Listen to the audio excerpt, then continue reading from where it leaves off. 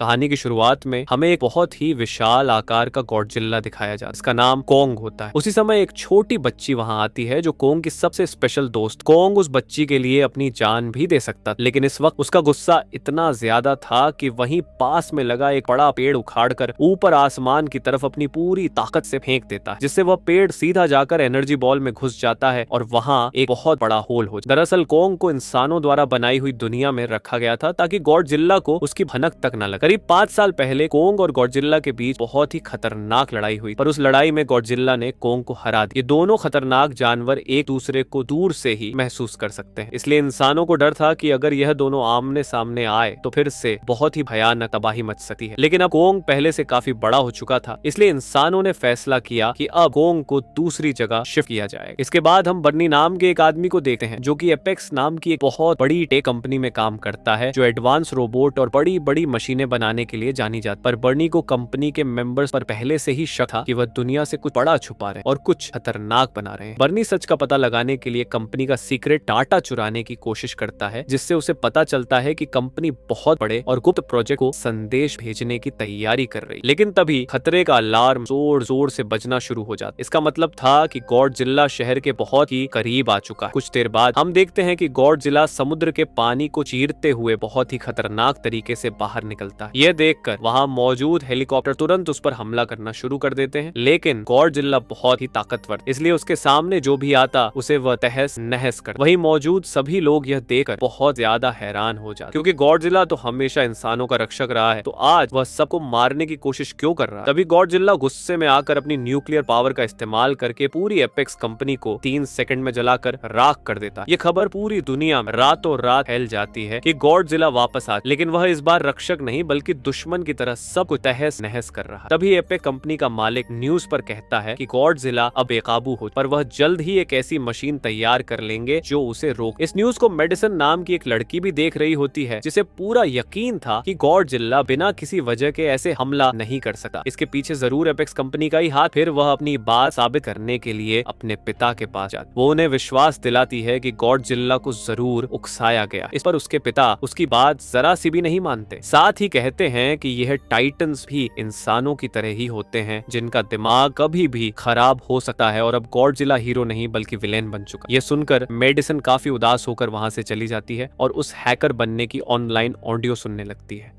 उस ऑडियो में गॉडजिला और एपेक्स कंपनी के बारे में कुछ अजीब और चौंकाने वाले राज पता चल रहे थे। यह सुनकर मेडिसन उसी वक्त फैसला कर लेती है कि वह बर्नी को ढूंढ कर रहेगी ताकि पता चल सके कि गॉडजिला ने आखिर उसी कंपनी को अपना निशाना क्यों बनाया। दूसरी तरफ हमें दिखाया जाता है कि एपेक्स कंपनी का मालिक वॉल्टर मशहूर साइंटिस्ट नेथन से मिलने पहुंचता है। वॉल्टर उसे बताता है कि उनका होलो अर्थ वाला आइडिया बिल्कुल सच था। इस पर नेथन ने पहले एक बुक लिखी थी जिसमें उन्होंने दावा किया था कि हमारी जमीन के नीचे एक और छुपी हुई दुनिया मौजूद, जहां से इन टाइटन्स को अपनी असली ताकत मिलती है। तभी वॉल्टर उन्हें लालच देते हुए कहता है कि अगर वहां पहुंच गए तो उन्हें एक ऐसी पावर मिलेगी जिससे वह गॉडजिला को आसानी से हमेशा के लिए रोक सके। इसी बीच वॉल्टर नेथन को अपने एक खास आदमी से मिलवाता है जो इस खतरनाक मिशन में जाने वाला। वॉल्टर आगे बताता है कि उनकी टीम ने होलो अर्थ के अंदर ऊर्जा का एक ऐसा खजाना ढूंढ निकाला है जो पूरी दुनिया को बदल सकता है। नेथन ये सब सुनकर थोड़ा परेशान हो जाता है, क्योंकि कुछ साल पहले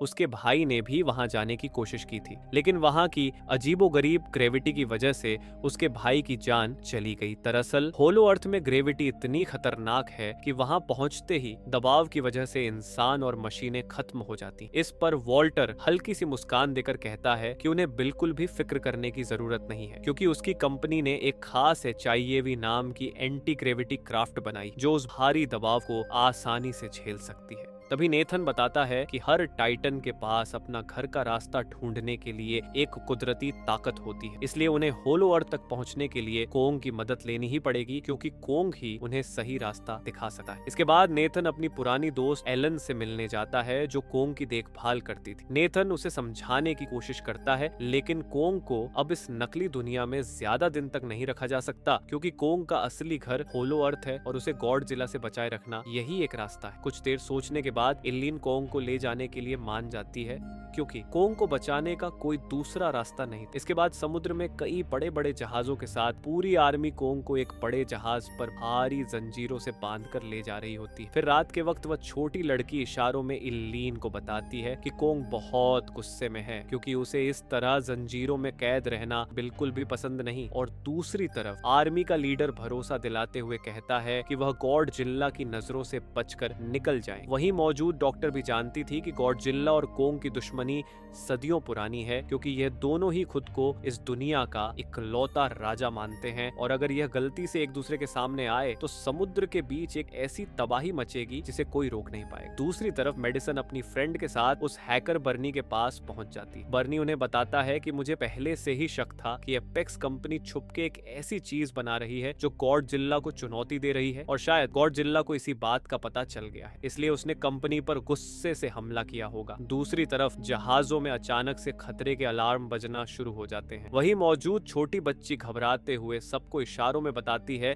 कि गॉडजिला आ रहा। ये सुनकर सबको पता चल जाता है और अब खतरनाक लड़ाई शुरू होने वाली। इधर समुद्र में हम उसी विशाल गॉडजिला को देखते हैं जो समुद्र में मौजूद जहाजों को तोड़ते हुए कोंग की तरफ तेजी से बढ़ रहा था, लेकिन कोंग को अभी भी भारी जंजीरों में जकड़ा हुआ था। इसलिए आर्मी कोंग को बचाने के लिए गॉडजिला पर बड़े बड़े रॉकेट और मिसाइलों से तेजी से हमला कर देते हैं, लेकिन गॉडजिला की खाल किसी पहाड़ से कम नहीं, इसलिए उसे मिसाइलों का जरा सा भी असर नहीं हो। वह अपनी पूंछ का इस्तेमाल करके हवा में उड़ रहे हेलीकॉप्टरों को चुटकियों में तबाह कर देता है। इस हमले के दौरान गॉडजिला के अंदर और भी गुस्सा भर जाता है और वह तेजी से आर्मी के सभी जहाजों को तबाह करना शुरू कर देता है। इसके बाद आखिर में वह के जहाज पर एक तेज टक्कर मारता है और उसे समुद्र के बीचों बीच पलट देता है। यह देखकर कांगे गुस्से में एक जहाज पर से दूसरे जहाज पर छलांग लगाकर गॉडजिला के सामने आ जाता है और उसके मुंह पर एक जोरदार मुक्का मारता है, पर गॉडजिला भी पलटकर कोंग को मारता है जिससे कोंग नीचे गिर जाता है। लेकिन कोंग उसी समय वापस उठकर गॉडजिला पर तेजी से वार करता है जिससे गॉडजिला दूर जाकर पानी में गिर। अब गॉडजिला बहुत ही ज्यादा गुस्से में आ जाता है और अपनी न्यूक्लियर पावर से हमला करने की कोशिश करता है, लेकिन ऊपर कोंग इस खतरे को महसूस कर लेता है और अपनी जान बचाने के लिए तुरंत पानी में कूद जाता है। इसी मौके का फायदा उठाकर गॉडजिला कोंग को पानी में खींच लेता है क्योंकि गॉडजिला पानी में भी सांस ले सकता था, पर कोंग के लिए यह बहुत ज्यादा मुश्किल था, इसलिए पानी के अंदर दम घुटने की वजह से कोंग अब कमजोर पड़ रहा था। इसी मौके का फायदा उठाकर गॉडजिला कोंग को खत्म करने के लिए उसे समय तेजी से समुद्र की गहराइयों में ले जाने लगता है। दूसरी तरफ घबराते हुए इल्लिन कहती है कि हमें कोंग की मदद करनी होगी, नहीं तो वह मारा जाएगा। तभी आर्मी की टीम एक साथ कई मिसाइलें पानी के अंदर छोड़ दे, जिससे हुए धमाके की वजह से गॉडजिला की पकड़ कमजोर हो जाती है और कोंग जैसे तैसे पानी से बाहर आ जाता है। इसी बीच नेथन समझदारी से काम लेता है और ऑर्डर देता है कि सभी जहाजों के सारे इंजन और मशीनें तुरंत बंद कर। वे चाहते थे कि गॉडजिला को ऐसा लगा कि यहाँ मौजूद सब लोग मर चुके हैं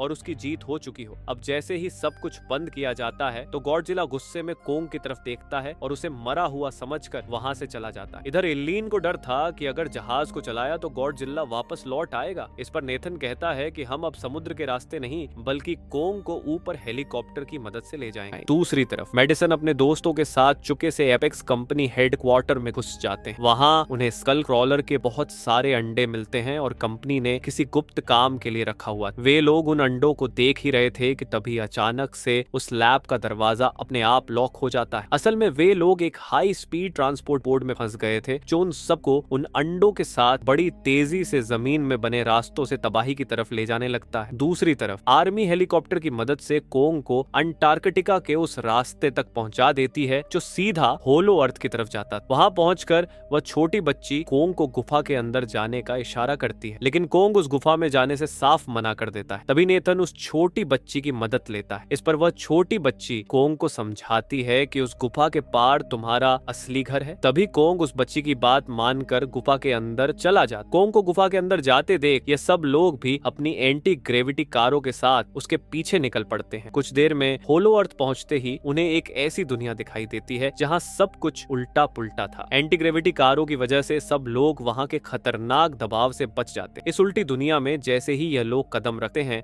तो वहां के अजीबोगरीब मॉन्स्टर उन पर तेजी से हमला करना शुरू कर देते हैं। तभी एक उड़ता हुआ मॉन्स्टर आगे चल रही कार पर हमला देता है और एक मॉन्स्टर उस छोटी बच्ची पर हमला करने ही वाला होता है कि तभी कोंग पीछे से मॉन्स्टर को पकड़कर नीचे जमीन पर पटक देता है और बड़ी ही बेरहमी से उसे मार डालता है। इसके बाद कोंग अपने घर की तलाश में निकलता है और बाकी सब लोग उसके पीछे पीछे जाते हैं। दूसरी तरफ मेडिसन और उसके दोस्त उसी मशीन के जरिए हांगकांग के सीक्रेट लैब में पहुंच जाते हैं। वहां पहुंचकर उन्हें पता चलता है कि गॉडजिला को खत्म करने के लिए कंपनी ने एक बहुत ही मजबूत लोहे का गॉडजिला तैयार किया है जिसका नाम मेगा गॉडजिला। इसे देखकर मेडिसन और बर्नी को समझ आता है कि आखिर गॉडजिला ने इस कंपनी पर